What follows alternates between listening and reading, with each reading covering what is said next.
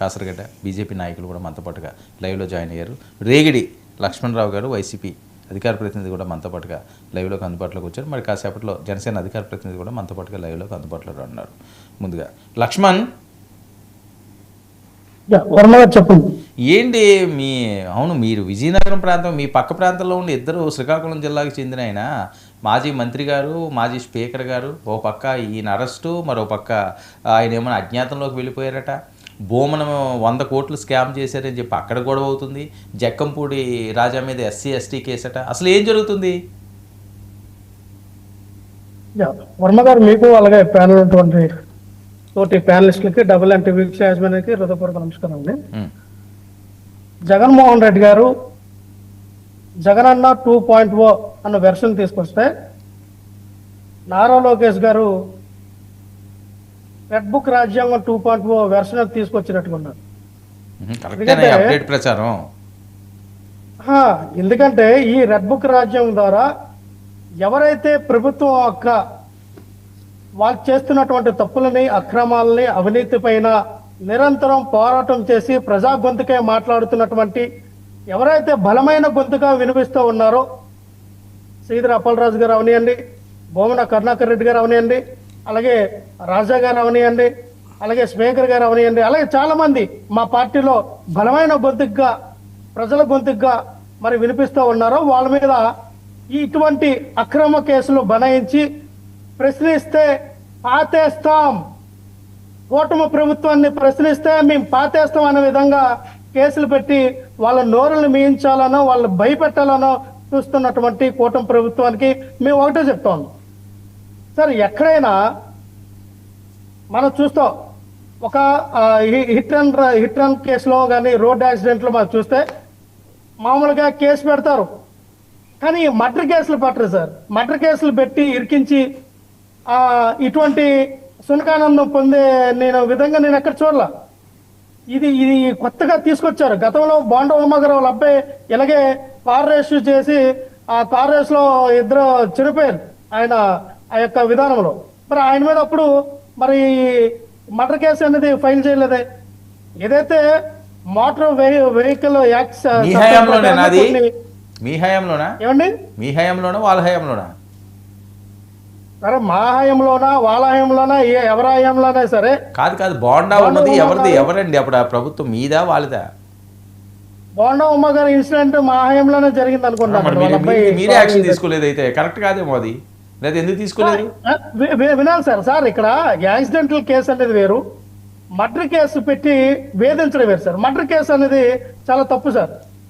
అటువంటి కేసులు పెట్టి ఈ రోజున శ్రీధర్ అప్పలరాజు గారిని తీసుకెళ్లి అరెస్ట్ చేయడం దీన్ని తీవ్రంగా ఖండిస్తా ఉన్నాం. అలాగే ఈరోజు జక్కంపూడి రాజా గారి మీద SC ST అట్రాసిటీ కేసు పెట్టి ఆయన మీద ఈ రకంగా వేధించడం కూడా తీవ్రంగా ఖండిస్తున్నాం. ఎందుకంటే సార్, జక్కంపూడి రాజా గారు బలంగా ఒక కాపు సామాజిక వర్గానికి చెందిన నాయకుడిగా ఈ రోజున ఒక మంచి వ్యక్తిగా బలమైనటువంటి వాయిస్ వినిపిస్తూ ఉన్నారు. ఆయన ముద్రగడ పద్మనాభం గారు విషయంలో చాలా బలంగా నిలబడ్డారు.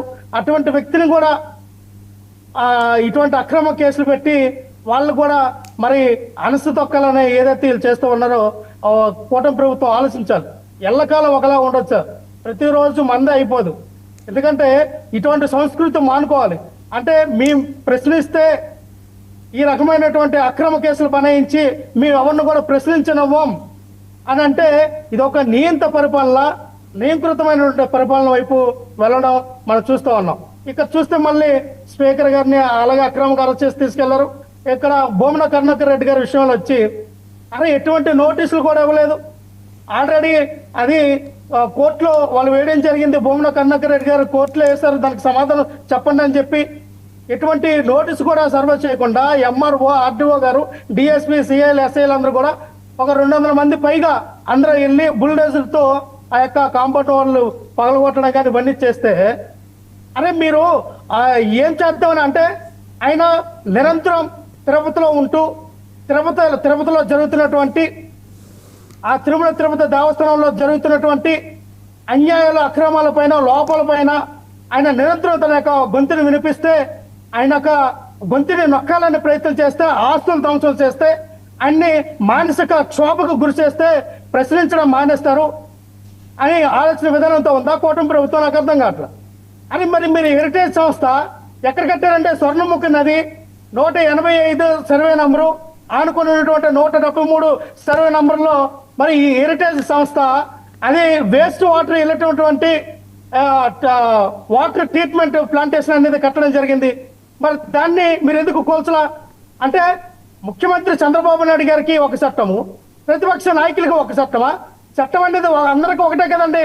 ప్రతిపక్ష నాయకులకేమో వీళ్ళు రెడ్ బుక్ రాజ్యాంగ చట్టాన్ని అమలు చేస్తూ ఉన్నారు, ముఖ్యమంత్రి గారికేమో వాళ్ళ చట్టాన్ని వాళ్ళు అమలు చేసుకుంటూ ఉన్నారు. కానీ భారత రాజ్యాంగం డాక్టర్ బిఆర్ అంబేద్కర్ రాసినటువంటి రాజ్యాంగాన్ని మాత్రం ఎవరికి అమలు చేయట్లా, సమానమైనటువంటి చట్టాన్ని ఎవరికి అమలు చేయట్లా.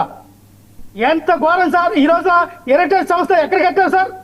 అది ఎఫ్టీఎల్ బఫర్ జోన్ లోనే ఉంది కదా, స్వర్ణముఖి నదికి ఆనుకొని ఉన్నటువంటి ఇదే కదా. మరి దాని మీద ఎందుకు యాక్షన్ తీసుకోవట్లా? మీరు తీసుకోవాల్సింది కదా. కాదు లక్ష్మణ్, ఒక్క విషయం, మీరు అధికారంలో ఉన్నారు కదా 5 సంవత్సరాలు, మీరు అవన్నీ ఇప్పుడు ఎందుకు మాట్లాడతారో అప్పుడు ఎందుకు తీసుకోలేకపోయారు అని సార్ నేను అదే చెప్తున్నా సార్. గత 24-25 సంవత్సరాల క్రితం కొన్నటువంటి ఆ భూమిని ఈ రోజు ఆక్రమించారు. నేను అనేది హెరిటేజ్ లో తప్పులు ఉంటే లేకపోతే ఇంకొకరు ఏమైనా తప్పులు చేస్తే మీరు అధికారంలో ఉన్నప్పుడు ఎందుకు చర్యలు తీసుకోలేదు? సార్ ఖచ్చితంగా మంచి ప్రశ్న అడిగారు. హెరిటేజ్ మీద ఇటువంటి కక్షపూరితమైనటువంటి రాజకీయాలు మేము చేయలా. ఎందుకు? మేము రాజకీయాలు మేము తీసుకెళ్ళట్లా. అంటే ప్రశ్నిస్తే ఇటువంటి కక్ష రాజకీయాలు చేయాలనే ఆలోచన విధానం, కొత్త విధానాన్ని చూపిస్తూ ఉన్నారు. సార్ ఈ రోజున ఏదో మీ ఇల్లుకి మా ఇంటికి ఎంత దూరమో మా ఇంటికి మీ ఇల్లు అంతే దూరం, మీరు ఒక కొత్త సిద్ధాంతం తీసుకెళ్తూ ఉన్నారు. ఈ రకంగా చేయొచ్చు అన్నారు. రేపొద్దున ఈ హెరిటేజ్ సంస్థ మీద మీరు ఇప్పుడు యాక్షన్ తీసుకోకపోయినా మళ్ళీ మేము వచ్చినప్పుడు యాక్షన్ తీసుకుంటాం, ఖచ్చితంగా యాక్షన్ తీసుకుంటాం. కోర్టు న్యాయపరంగా చట్టపరంగా కోర్టులో వేస్తాం, న్యాయపరంగా పోరాటం చేస్తాం, న్యాయపరంగా ముందుకెళ్తాం. సరే సరే సరే లక్ష్మణ్ చర్చిద్దాం. అయిపోయింది సార్, ఒక్క నిమిషం సార్. చర్చిద్దాం, ఇంకా ఉన్నారు కదా వీళ్ళు మాట్లాడే, మళ్ళీ అవకాశం ఇస్తాను. 30 సెకండ్స్ సార్. వర్మ గారు 24-25 సంవత్సరాల క్రితం కొన్నటువంటి భూమి మీద ఈ రోజున ఆ భూమి ఆక్రమణకి 6-7 ఎకరాల ఆక్రమణలో గురైందని మీరు ఏ రకంగా వచ్చారు?